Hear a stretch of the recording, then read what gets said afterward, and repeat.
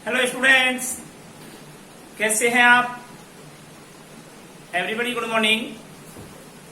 आइए हम सृजन में एक नए पाठ की ओर चलते हैं और वह है उषा। पाठ का नाम है उषा। लेखक हैं शमशेर बहादुर सिंह। उर्दू और हिंदी साहित्य संगम के दो आव कहे जाने वाले कवि शमशेर बहादुर सिंह की एक बहुत ही अद्भुत रचना है उषा। उषा सूर्य की पहली किरण का नाम होता है। प्रातःकालीन भोर के समय में जब सूर्य अपनी पहली किरण को छिटकाता है तो कितना अद्भुत रमणीक सौंदर्य दृश्य पूर्वांचल में दिखाई देता है। उसका मनोहर दृश्य प्रस्तुत करते हुए कवि शमशेर बहादुर सिंह ने स्पष्ट किया है। देखिए क्या कहते हैं। उषाकालीन वातावरण का अद्भुत वर्णन किया है। प्रतिपल उषा अपना रूप परिवर्तन करती है। प्रत्येक समय में उषा अपना रूप परिवर्तन कर रही है और उस अद्भुत रूप सौंदर्य को अपनी कलम में कैसे उद्बोधित करते हुए कवि शमशेर बहादुर सिंह आपके लिए प्रस्तुत कर रहे हैं। प्रात नभ था बहुत नीला शंख जैसे भोर का नभ। प्रातःकालीन आसमान का दृश्य था। प्रात नभ था बहुत नीला शंख जैसा भोर का नभ। इस पंक्ति का अर्थ होता है प्रातःकालीन आसमान का दृश्य था। आसमान गहरे नीले शंख की तरह दिखाई दे रहा था। अब यहाँ पहली पंक्ति में उपमा अलंकार का प्रयोग किया गया है। जैसा, जैसे, सदा, समान, सदृश, के समान, की भांति, की तरह, ऐसा अर्थभाव प्रकट होता है। वहां उपमा अलंकार होता है। जहां उपमे पर उपमान का आरोप कर दिया जाता है उसे क्या कहते हैं? उपमा अलंकार कहते हैं। तो प्रातः नभ था, प्रातःकालीन आसमान का दृश्य था। आसमान गहरे नीले शंख की तरह दिखाई दे रहा था। यह था प्रातःकालीन आसमान का दृश्य। दोनों पंक्तियों का अर्थ एक बार फिर रिपीट कर रहा हूं। प्रात नभ था बहुत नीला शंख जैसा भोर का नभ। प्रातःकालीन आसमान का दृश्य था। कवि कहते हैं कि आसमान गहरे नीले शंख की भांति दिखाई दे रहा था। ऐसा था प्रातःकालीन आसमान का यानी भोर के समय का आसमान का दृश्य। ठीक है, अगले पद की ओर चलते हैं। राख से लीपा हुआ चौका अभी गीला पड़ा है। राख से लीपा हुआ चौका अभी गीला पड़ा है। ध्यान देने वाली बात यह है कि कोष्टक में जो शब्द लिखा हुआ है उनका महत्वपूर्ण अर्थ निकलता है। ये समय सूचक शब्द का ये अव्यय है, समुच्चय है, कालवाचक समुच्चय है, कालवाचक अव्यय। ठीक है, क्रिया विशेषण जिसको कहते हो आप। तो अभी गीला पड़ा है, इसका मतलब ये हुआ प्रेजेंट ऑफ टाइम में वह आसमान गीला नजर आ रहा है। तो ऐसा लग रहा है मानो, क्या निकला? मानो आसमान का रंग ऐसा दिखाई दे रहा है मानो राख से लीपकर चौका लगाया गया है जो अभी गीला पड़ा है। अर्थात किसी गृहिणी ने अभी अभी राख से लीपकर चौका लगाया है जो नमी के कारण गीला दिखाई दे रहा है। अभी कई लोग ये जानते नहीं है कि चौका लगाना क्या होता है। 4 रन 6 रन उससे मतलब नहीं है यहाँ पर चौका लगाना। चौका लगाना ये है कि हमारे भारतीय संस्कृति, ग्रामीण परिवेश में, भारतीय संस्कृति में गृह मालिकिन यानी गृह स्वामिनी उठ करके और सबसे पहले मिट्टी के बने हुए उस चूल्हे से राख निकालेंगी। शाम को भोजन बनाने के जो भोजन बनाया है गांव में वह मिट्टी का बना हुआ चूल्हा होता है। लकड़ी जलाकर के भोजन बनाना होता है। ये प्राचीन परिवेश की बात कर रहे हैं। और उसमें आजकल तो क्या है, ये गैस चलने लगी, गैस चूल्हे चलने लगे तो इनको, लेकिन फिर भी वो संस्कृति वाली महिलाएं आज भी वही काम करती हैं। प्रातःकालीन उठती हैं और सबसे पहले उठ करके शौचालय कर्मों से निवृत्त होकर और चौका लगाती है, रसोई को साफ करती है, उस चूल्हे को लीपती हैं और उसको पोतती हैं तो चूंकि राख निकली हुई है उसमें से, इसलिए राख जैसा रंग हो जाता है उस चूल्हे का पूरे का। और वह ऐसा दृश्य आसमान में दिखाई दे रहा है। मूसा ने अपना रूप परिवर्तन किया। अभी तो नीले शंख की भांति आसमान का दृश्य दिखाई दे रहा था मूसा कालीन बेला में, और अभी कुछ समय पश्चात आसमान का दृश्य कैसे दिखाई देने लगा? राख से लीप करके अभी अभी चौका लगाया है और नमी के कारण गीला दिखाई दे रहा है। ऐसे परिदृश्य का वर्णन करते हुए कवि कहते हैं कि राख से लीपा हुआ चौका अभी गीला पड़ा है। आसमान का दृश्य ऐसा दिखाई दे रहा है जो कि मानो किसी गृहिणी ने अभी अभी राख से लीप कर चौका लगाया है, जो नमी के कारण गीला दिखाई दे रहा है। ठीक है, तो इन दोनों पदों का अर्थ क्या हुआ? कवि शमशेर बहादुर सिंह कहते हैं मूसा कालीन बेला का अद्भुत वर्णन करते हुए कि भोरकालीन या प्रातःकालीन आसमान का दृश्य था। आसमान गहरे नीले शंख की भांति दिखाई दे रहा था। यह था भोरकालीन उषाकालीन आसमान का परिदृश्य। कवि शमशेर बहादुर सिंह कहते हैं कि आसमान में उषाकालीन बेला में आसमान का दृश्य पुनः परिवर्तन होता है और आसमान ऐसे दिखाई दे रहा है मानो किसी गृहिणी ने राख से लीपकर अभी अभी चौका लगाया है, जो नमी के कारण गीला दिखाई दे रहा है।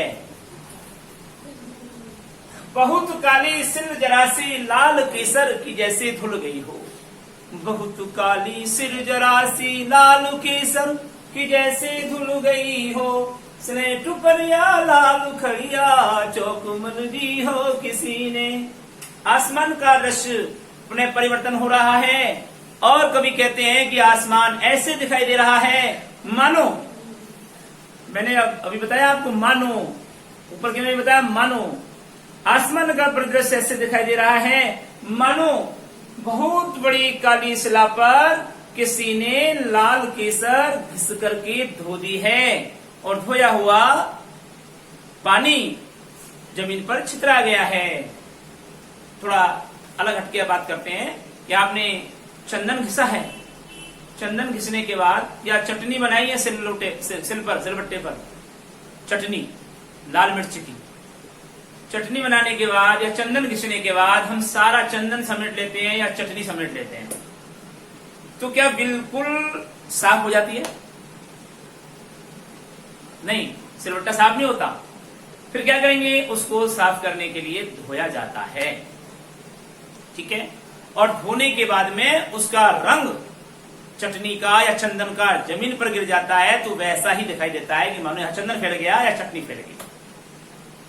तो आसमान को काली सिल की क्या कहती संभावना व्यक्त की है कि मानो आसमान ऐसा दिखाई दे रहा है मानो बहुत बड़ी काली सिल पर किसी ने लाल केसर को घिस दिया है और उसे धो दिया है, जिससे कि धोया हुआ पानी छितरा गया है। आसमान का दृश्य पुनः परिवर्तन होता है। अथवा हम ये कहें कि स्लेट पर किसी ने लाल खड़िया या लाल चौक रगड़ दी है, मल दी है, ऐसा आसमान का दृश्य दिखाई दे रहा है। कवि शमशेर बहादुर सिंह कहते हैं कि नील जल में गौर झिलमिल देह जैसे हिल रही है। नील जल में या किसी की गौर झिलमिल देह जैसे हिल रही है। अब उषा अपना पुनः रूप परिवर्तन करती है और उषाकालीन बेला में आसमान का दृश्य ऐसे दिखाई दे रहा है, सूर्य का उजास चमकता हुआ प्रदर्शित हो रहा है और दृश्य ऐसे दिखाई दे रहा है जैसे नीले जल में किसी गोरी सुंदरी का झिलमिलाता हुआ शरीर चमकता हुआ दिखाई दे रहा हो। नील जल में या किसी की गौर झिलमिल देह, गोरा शरीर झिलमिलाता हुआ चमकता हुआ हिल रहा है। पानी के किनारे पर आप खड़े हो जाइए, आपकी परछाई उसमें हिलती हुई दिखाई देगी। जैसे ही पानी की लहरें चलेंगी, जैसे ही पानी की लहरें चलेंगी उसमें हिलती हुई उसकी परछाई आपकी दिखाई देगी। ठीक है ना।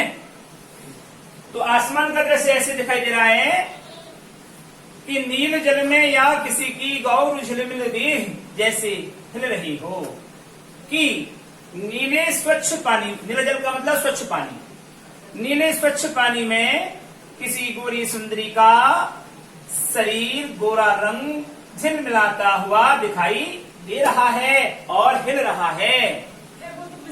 और अब सूर्योदय हो गया। सूर्योदय होते ही ऊषा का जादू टूटने लगा है, अर्थात ऊषा रूपी नटनी ने अपना जादू समाप्त कर दिया, क्योंकि सूर्योदय होते ही प्रातःकालीन बेला की वह अद्भुत छटा सूर्य के उजाले में विलीन हो गई, नष्ट हो गई। यह था आपका उषाकालीन पाठ। अब देखिए इसमें कहां कहां कौन सा अलंकार है, ये मोस्ट इंपोर्टेंट पार्ट है ये बोर्ड की परीक्षा के लिए। और क्योंकि संभावना ये बनती है कि भूषण वाला पाठ कोर्स में से हटा दिया जाएगा, क्योंकि 40 से 50% कोर्स जब हटने वाला है अक्टूबर के महीने के में, अगर सिलेबस घोषित करता है बोर्ड तो निश्चित रूप से ये भूषण वाला पाठ हटने की संभावना आती है, और ये पाठ बड़ा ही इंपॉर्टेंट माना जाता है।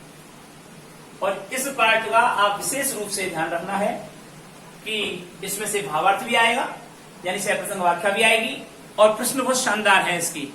और चूंकि एनसीईआरटी और सीबीएसई दोनों का ही कोर्स एक है, सीबीएसई के कोर्स के अकॉर्डिंग ये पार्ट सीबीएसई बोर्ड में भी चल रहा है, पिछले कोर्स में भी था, अब है आने वाले 2022 की जो एग्जाम लगेगी उसमें भी ये पार्ट चला आएगा, बदलेगा नहीं, क्योंकि सीबीएसई ने तो ऑलरेडी सीबीएसई का कोर्स लागू कर दिया। तो इसलिए इस पाठ को आपको विशेष रूप से ध्यान देना है, अच्छी तरह पढ़ना है। तो मैं बता रहा था कि इस प्रत्यय नव था बहुत नीला शंख जैसा, इसमें उपमा अलंकार का प्रयोग किया गया है कि आसमान को नीले शंख की उपमा दी गई है। ठीक है। यहां से उत्प्रेक्षा अलंकार का भाव प्रकट होता है, जहां उपमेय पर उपमान की संभावना व्यक्त की जाती है। क्या समझे कि जहां उपमेय पर उपमान की संभावना व्यक्त की जाती है, विशेष पर विशेषण को आरोपित कर दिया जाता है, मतलब संभावना के रूप में संभावना व्यक्त की जाती है। माना की, जाना की, मन हूं, जन हूं, जानो, मानो, मनु आदि वाचक शब्दों का अर्थ निकलता है या लिखे हुए होते हैं, तो वहां निश्चित रूप से उत्प्रेक्षा अलंकार का भाव प्रकट होता है। अब आपको गौर करने वाली बात यह है कि यहाँ कैसे अर्थ निकलेगा। अर्थ निकलने में अगर माना किया रहा है कि राख से लीपा हुआ चौका अभी गीला पड़ा है, आसमान का परिदृश्य ऐसे दिखाई दे रहा है मानो किसी गृहिणी ने राख से लीपकर अभी अभी चौका लगाया है, जो नमी के कारण गीला दिखाई दे रहा है, मानो की आया, इसलिए यहाँ पर उत्प्रेक्षा अलंकार का भाव प्रकट हुआ। यहाँ पर क्या है, उत्प्रेक्षा अलंकार। ठीक है। यहां पर क्या है, उपमा अलंकार। ठीक है। बहुत काली सिल जरासी लाल केसर की जैसे धुल गई है, आसमान का दृश्य ऐसे दिखाई दे रहा है मानो बहुत बड़ी काली शिला पर किसी ने जरासी लाल केसर को घिस दिया है और उसे धो दिया है। तो मानो अर्थ निकला, इसलिए यहां पर उत्प्रेक्षा अलंकार। स्लेट पर या लाल खड़िया चौक मल दी हो किसी ने, आसमान का दृश्य ऐसे दिखाई दे रहा है मानो किसी ने स्लेट पर लाल खड़ी, मानो किसी ने स्लेट पर लाल खड़ी या लाल चौक मगड़ दिया हो, रगड़ दिया हो, ऐसा आसमान का दृश्य दिखाई दे रहा है। तो यहां पर ये इसमें भी उत्प्रेक्षा अलंकार का भाव है और यहां पर उपमा का भाव है। अब आता है आगे, नील जल में या किसी की गौर झिलमिल दे, जड़ चेतन या निर्जीव या प्राकृतिक विषय वस्तुओं को मानव रूप पर आरोपित कर देना या मानव रूप को प्राकृतिक वस्तुओं पर आरोपित कर देना क्या कहलाता है, मानवीकरण कहलाता है। अब यहां पर उपमा भी है, लेकिन वो कौन है, मानवीकरण अलंकार यहां पर क्या होता है, अहम होता है। मानवीकरण। ठीक है, ये अलंकार है यहाँ पर। और यहाँ पर उपमा भी है, कैसे कि नील जल में या किसी की गौर झिलमिल देह जैसे हिल रही है। नीले स्वच्छ जल में किसी गोरी सुंदरी का गौर वर्ण वाला शरीर ऐसा लग रहा है जैसे हिलता हुआ दिखाई दे रहा हो। तो उपमा की संभावना न होकर के और यहाँ पर मानवीकरण ही अलंकार माना जाएगा और मानवीकरण को ही लिखना है। जब आपसे अलंकारों के बारे में जानकारी प्राप्त करें तो यहाँ पर उत्प्रेक्षा, उपमा, उत्प्रेक्षा, उत्प्रेक्षा और मानवीकरण अलंकार। तो ये था इसका भावार्थ। अब हम अगली कड़ी की ओर चलेंगे और इसका हम लिखेंगे शिल्प सौंदर्य।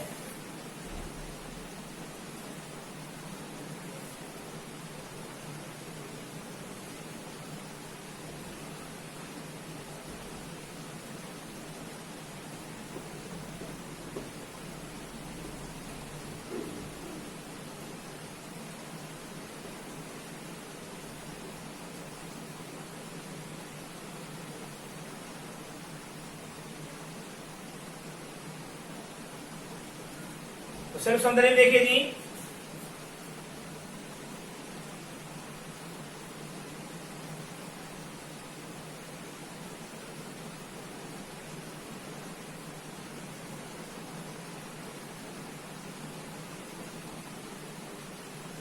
कौन से पाठ का है? ऊषा। पॉइंट नंबर 1 इस पाठ का, पॉइंट नंबर 1 काव्य भाषा।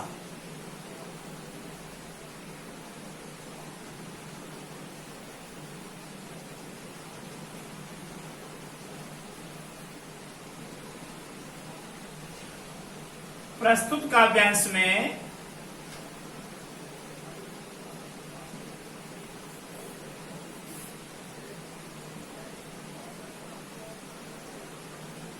सरल, सरस,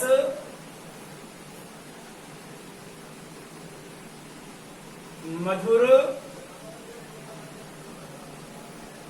तत्सम, तद्भव शब्दावली से युक्त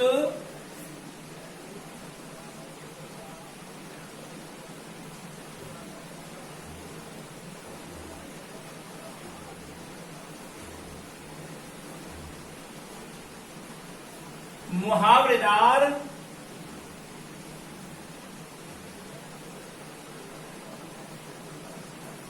एवं सामासिक पदावली से संपन्न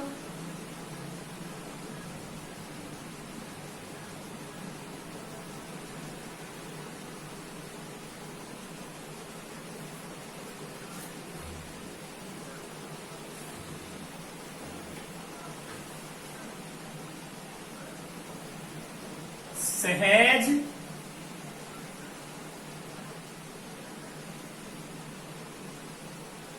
उर्दू मिश्रित खड़ी बोली,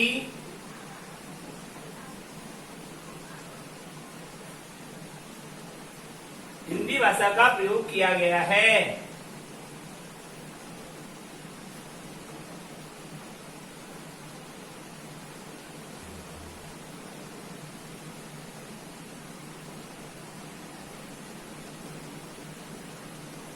ठीक है, नेक्स्ट क्वेश्चन, पॉइंट नंबर 2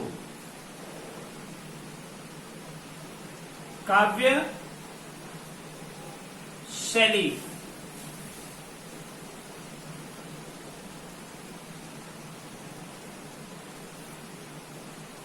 काव्य शैली में देखिए, प्रस्तुत काव्यांश में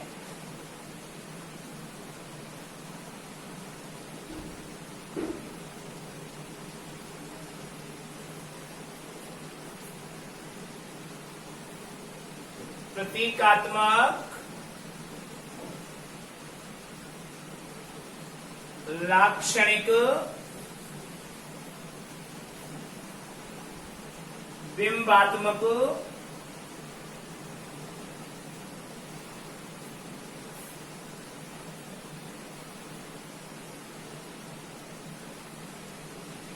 बिंब प्रधान जिसको कहते हैं,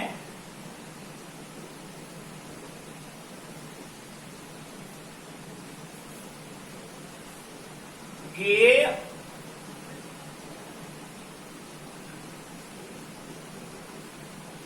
काव्य शैली का अद्भुत प्रयोग किया गया है।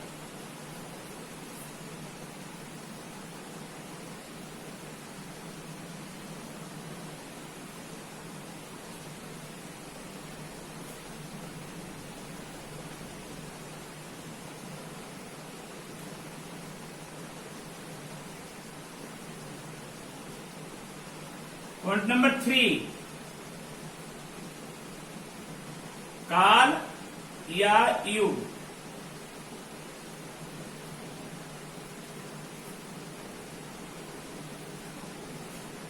प्रस्तुत काव्यांश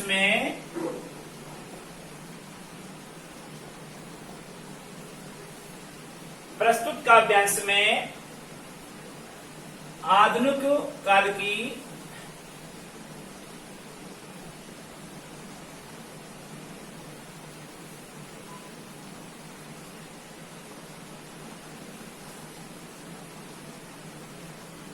प्रगतिशील युग की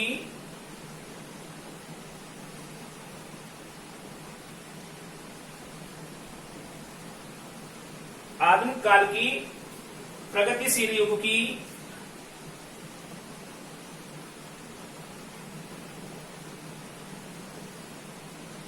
बिंबधर्मी कवि की काव्य रचना है।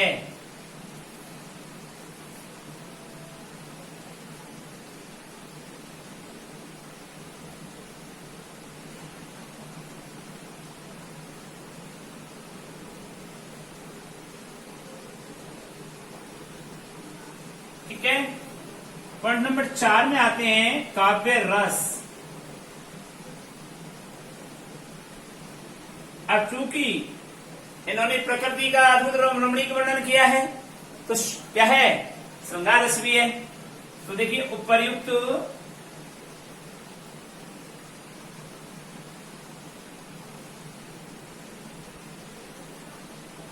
काव्य में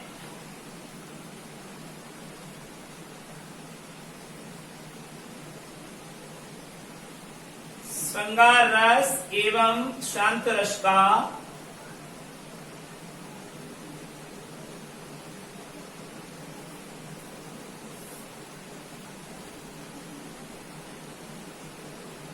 सौष्ठव प्रयोग समाहित है।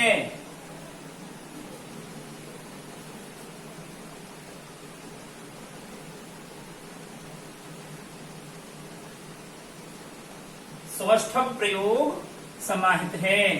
पॉइंट नंबर 5 और वो है आपका काव्य भाव यानी स्थायी भाव।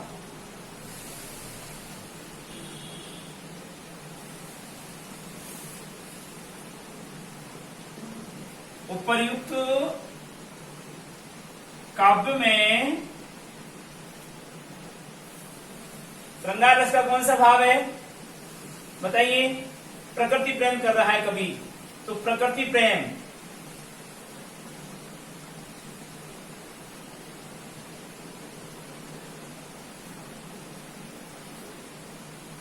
ठीक है। एवं निर्वेद, इसका मतलब सम आदि स्थायी भाव समाहित हैं।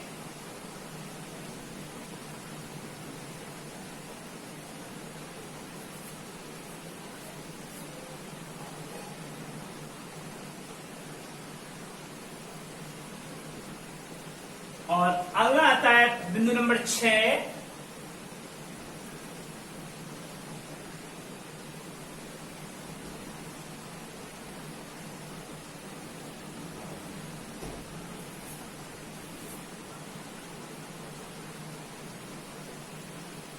काव्य गुण। काव्य गुण में देखिए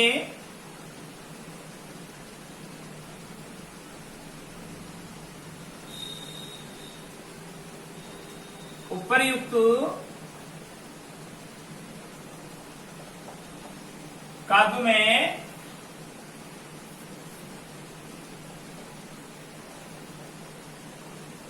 माधुर्य व प्रसाद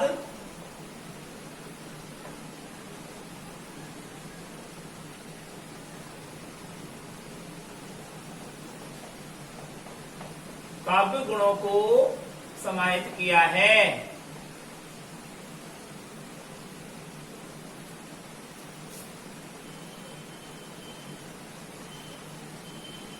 और पॉइंट नंबर 7 में आइए, काव्य छंद।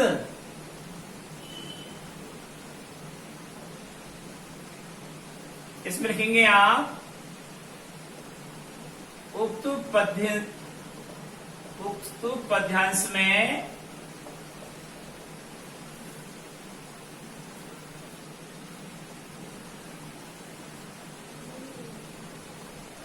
मुक्तक छंद का अद्भुत प्रयोग है। मुक्त रचना है ये।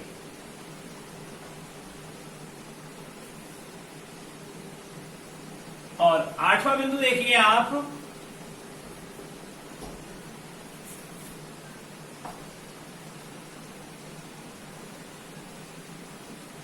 काव्य अलंकार। मैंने अभी अभी बताया कौन कौन से अलंकार हैं। पाठ पढ़ाते समय, भावार्थ करते समय मैंने अलंकार बताया था। तो आप लिखेंगे उक्त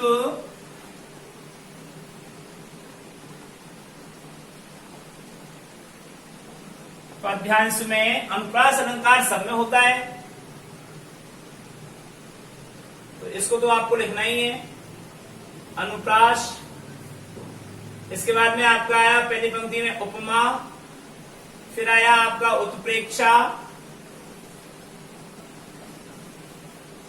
फिर आया आपका मानवीकरण,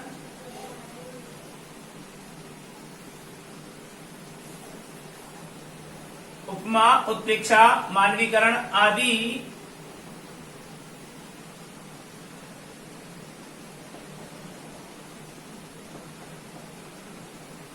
अलंकारों का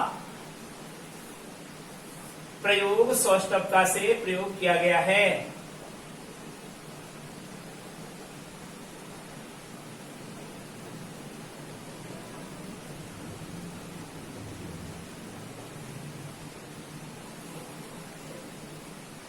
और आता है शब्द शक्ति।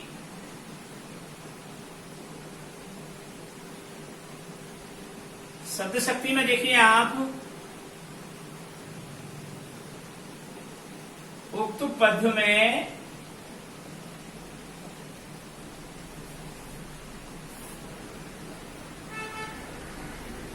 लक्षणा शब्द शक्ति का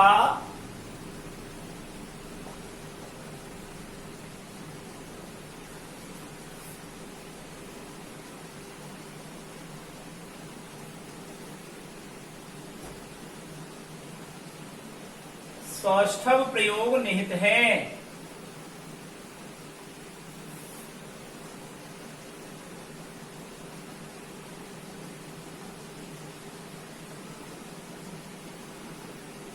और पॉइंट नंबर 10, जिसको हम वर्ण विषय कहते हैं, वो बिंब कहते हैं। इसमें बिंब का रूप है और 10वीं क्लास में वर्ण विषय होता है।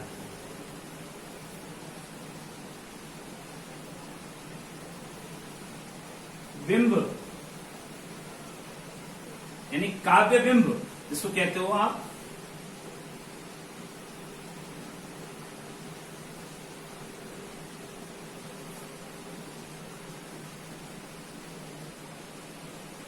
उपर्युक्त काव्यांश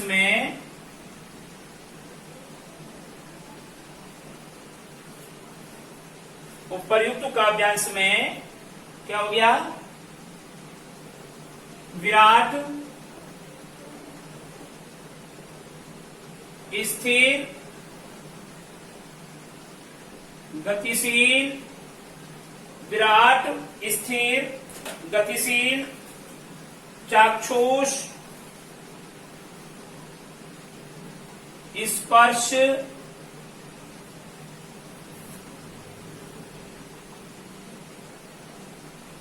विराट, स्थिर, गतिशील,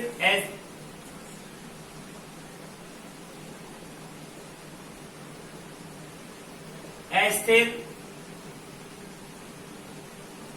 दृश्य,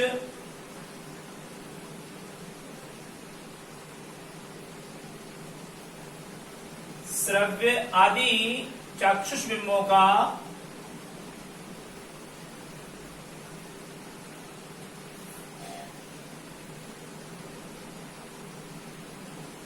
सौष्ठवता से प्रयोग किया गया है।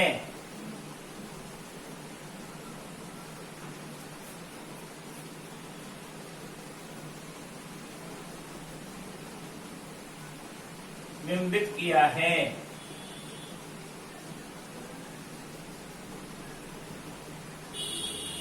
तो ये था आपका क्या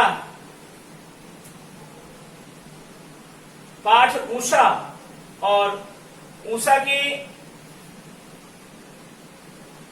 शिल्प सौंदर्य और उसका भावार्थ। अब पढ़ेंगे हम उषा कवि का सामान्य साहित्यिक जीवन परिचय के बारे में।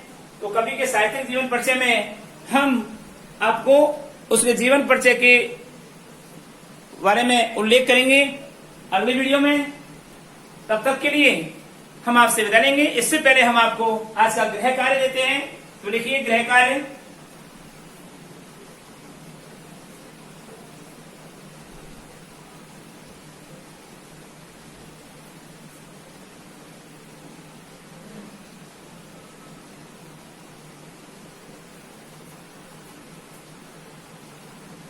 क्वेश्चन नंबर 1, उषा काव्य का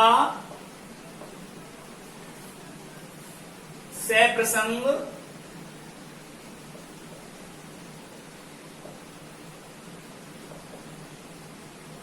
व्याख्या कीजिए।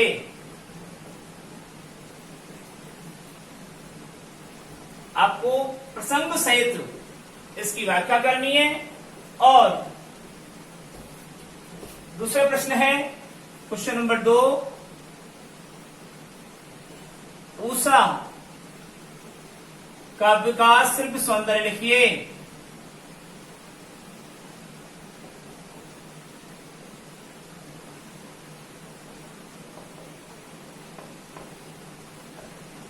आज इस वीडियो में इतना ही।